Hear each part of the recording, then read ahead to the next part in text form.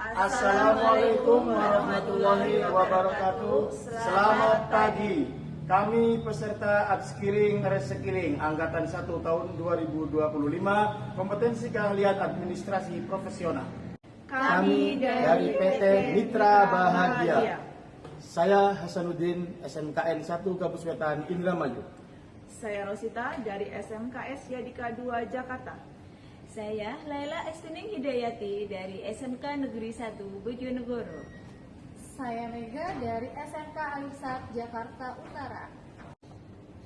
SMK Bisa. SMK Hebat. Vokasi kuat menguatkan Indonesia.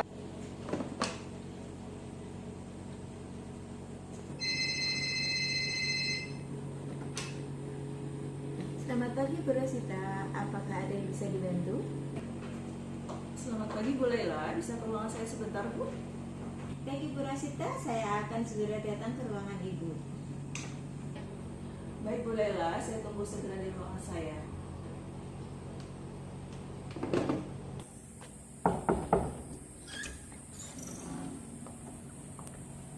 Permisi Bu Rosita. Silakan masuk Bu.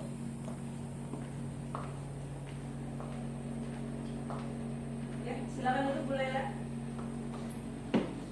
Selamat pagi Bu Rosita, apakah ada yang bisa dibantu?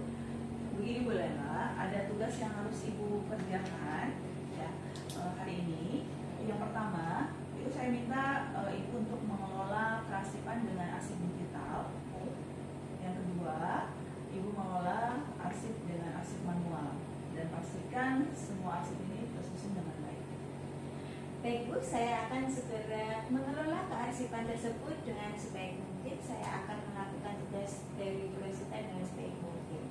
Baik, terima kasih Bu Laila. Jika ada yang perlu ditanyakan dan Ibu butuh bantuan, jangan ragu untuk menghubungi saya. Baik Bu Rosita, terima kasih. Saya akan segera mulai mengerjakan tugas-tugas tersebut. Terima kasih Bu Laila. Sama-sama Bu Rosita, saya mohon izin keluar ya Bu. Silakan Bu. Ya, terima kasih Bu. Kita buka Gmail perusahaan. Pertama, kita akan mengirimkan surat keluar. Kita pilih buat atau kita pilih tulis. Kemudian kita tulis alamat email yang akan kita tuju.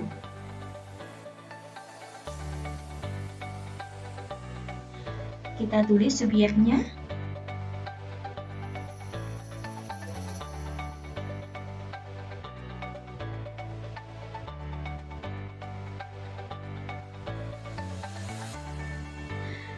Isi pesannya kita tulis ringkasnya. Sehubungan dengan kebutuhan peralatan kantor yang canggih dan handal, kami dari Mitra Bahagia dengan senang hati ingin mengajukan penawaran visi dan seterusnya. Dan lebih lengkapnya kita lampirkan file.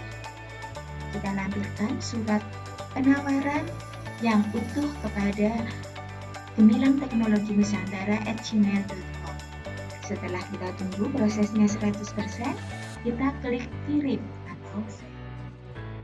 Setelah itu, untuk memeriksa atau mengecek apakah surat yang sudah kita kirimkan terkirim, kita bisa klik terkirim. Kita pilih surat penawaran yang sudah kita kirimkan di lampiran tersebut. Selanjutnya, kita pilih kotak masuk. Kita buka dan kita download surat pesanan atau purchasing order dari Gemilang Teknologi. Kita cek, sudah selesai kita download. Surat masuk pun sudah selesai kita download. Dan hasil surat masuk yang sudah kita download, kita bisa cetak. Kita pilih print. Kita pilih printer yang ada option L120, kita klik dan kita print.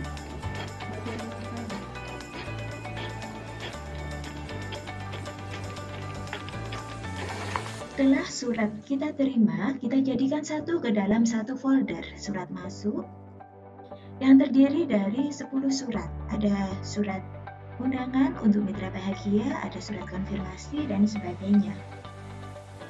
Kemudian surat-surat ini bisa kita cetak dan kita arsipkan menggunakan sistem subjek.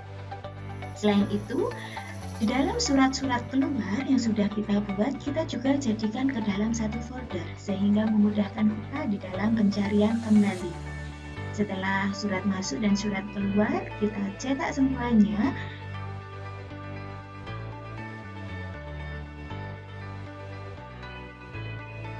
Kita cetak surat-suratnya.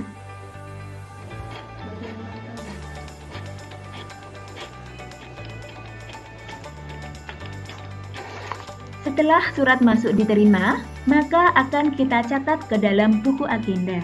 Dan buku agenda yang akan kita gunakan adalah buku agenda tunggal.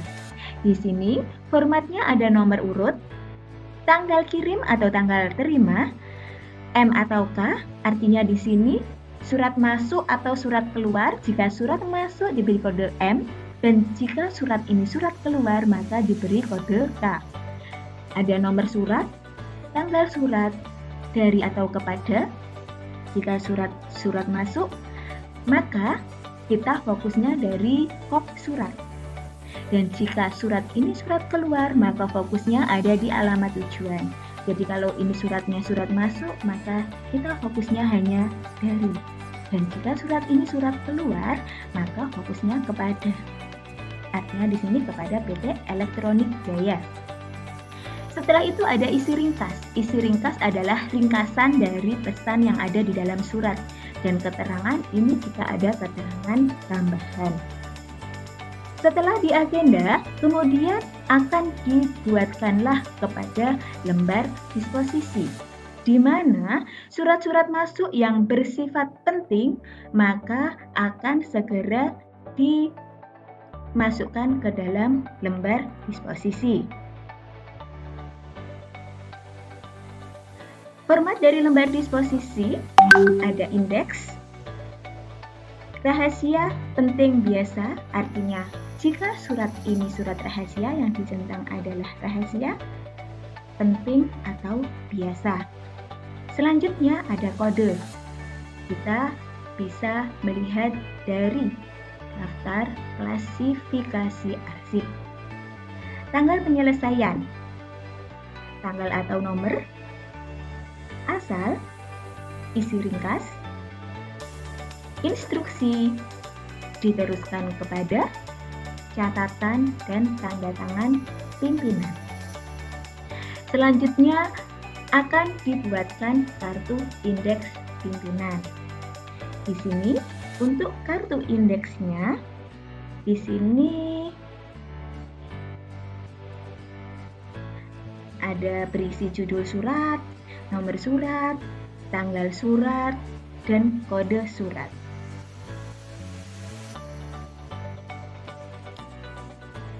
Cara pengisiannya, judul surat kita menyesuaikan dari perusahaan mana yang mengirim atau perusahaan mana yang kita tuju.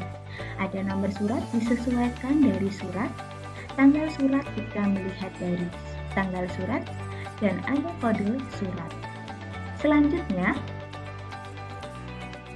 setelah kita menuliskan kartu indeks itu dilihat dari daftar klasifikasi arsip. Di dalam daftar klasifikasi arsip ada pola klasifikasi arsip. Di sini ada masalah utama. Masalah utamanya ada 3 karena kita mengambil sistem subjek. Ada keuangan, pemasaran, ada masalah utama umum. Selanjutnya ada submasalah. Di dalam masalah utama keuangan, submasalahnya ada penagihan dan sub-sub masalahnya ada tagihan keterlambatan pembayaran angsuran. Diberi kode arsip KU 1.1. Ada tagihan dengan kode arsip KU 1.2, tagihan pembayaran KU 1.3. Ada balasan surat tagihan pembayaran dengan kode arsip KU 1.4. Alamat dengan kode UM 1.1. Balasan konfirmasi pindah alamat dengan kode UM 1.2. Dan yang terakhir, undangan rapat dengan kode UM 1.3. Demikian pola klasifikasi. Arsip secara manual kita simpan menggunakan business file. Kita simpan dengan sistem subjek. Di dalamnya ada buku agenda surat, kartu indeks, pola klasifikasi arsip, surat masuk, dan surat keluar. Nah, ini adalah salah satu contoh pencatatan di dalam buku agenda. Buku agenda yang kita gunakan adalah buku agenda tunggal.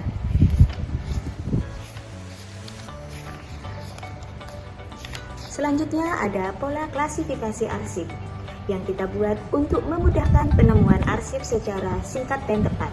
Nah, di dalamnya ada kumpulan surat masuk. Di dalamnya ada kumpulan masalah utama keuangan atau KU.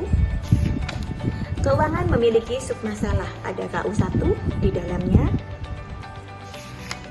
Karena ini surat masuk, maka ada lembar disposisi yang digunakan oleh pimpinan untuk mengarahkan siapa yang ditunjuk untuk meneruskan surat ini.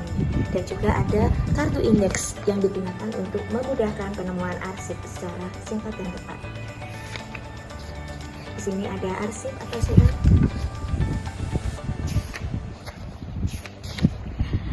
Nah, di sini juga ada surat mengenai masalah utama pemasaran. Pemasaran juga memiliki submasalah yaitu PM1, PM2, dan PM3. Di dalamnya karena surat masuk juga ada lembar disposisi, kartu indeks, dan surat. Berikutnya juga ada umum, masalah utama umum. Di dalamnya ada lembar disposisi, kartu indeks, dan juga arsip atau suratnya. Nah, sama halnya dengan surat masuk, surat keluar juga memiliki masalah utama, submasalah, dan sub-submasalah yang berbeda. Ada keuangan, pemasaran, dan ada submasalah. Yang terakhir adalah umum. Di dalam umum juga ada sub-submasalah, yaitu mengenai balasan konfirmasi tindakan. Selain penyimpanan secara manual, arsip juga disimpan dengan menggunakan sistem digital agar mengurangi penggunaan tempat yang berlebihan dan agar cepat di dalam penemuan kembali. Nah, di sini kita buatkan folder-folder sesuai masalah utama. Ada keuangan, pemasaran, dan umum. Nah, di dalam masalah utama ada submasalah. Misalnya, di sini ada penagihan. Nah, di dalam submasalah juga ada sub-submasalah. Nah, di sini ada KU1 tentang tagihan keterlambatan pembayaran angsuran, KU1.2 tagihan, KU1.3 tagihan pembayaran, dan KU1.4 balasan surat tagihan. Nah, di sini ada pemasaran. Sama halnya dengan keuangan tadi, ini ada submasalah dan di dalamnya juga ada sub-submasalah umum atau biasa disingkat F. Di dalam masalah utama umum ada submasalah UM1 pemberitahuan dan di dalamnya ada sub-submasalah UM1.1, UM1.2 dan UM1.